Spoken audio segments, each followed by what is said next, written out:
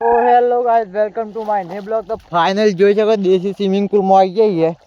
અને જો તમારે પણ આવવું હોય તો ચોમાસાની વાટ જોઈ રહેજો. તમારા ખેતરમાં તમને મળી જાય સ્વિમિંગ પુલ. અને અમે નગરે છીએ ફરવા. તો ફાઇનલી જોઈ શકો છો આ ખેતરમાં સ્વિમિંગ પુલ છે આપણો. અને બીજા ખેતરમાં મફળી વાયેલી હતી એમાં પણ હશે, પણ મફળી છે એટલે મજા ના આવે. અને આ ખેતર એકદમ ખાલી છે એટલે પેલી બાજુ સ્વિમિંગ પુલ કમ્પ્લીટ છે. અને આ સ્વિમિંગ પુલ ચોમાસામાં જોવા મળે ને જોવા ના મળે બાકી.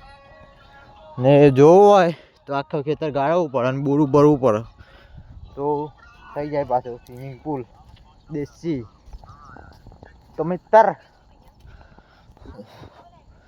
પેલા ખેતરમાં મોર આવ્યા અને અમે જઈએ એને ઉડાડવા, કેમ કે મફળી ખાઈ જાય. અને મફળી વાઈ છે એટલે બગાડ ના કરવા દેવાય. એટલે ઓન ધી સ્પોટ એવું બોલે મેરી જાન. તો ફૂલ વરસાદ પડે આજનો.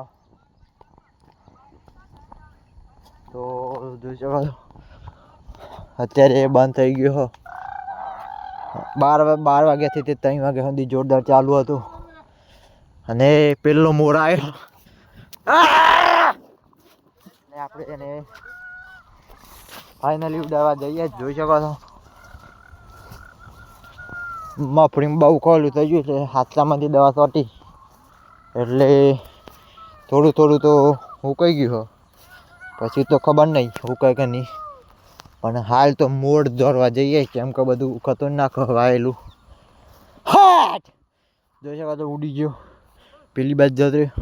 પેલી બાજુ જોઈએ તો આપણે શું હતું તો તમને બીજું બોર બતાવું દેશી સ્વિમિંગ પુલ.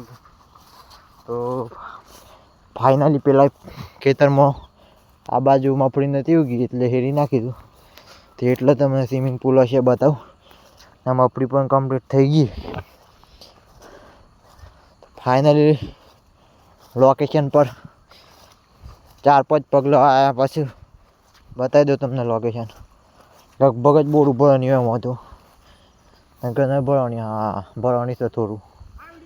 ફાઇનલી જોઈ શકો છો અને ચેક ડેમ અવાજ આવે ફૂલ પાણી ઉપરથી જાય.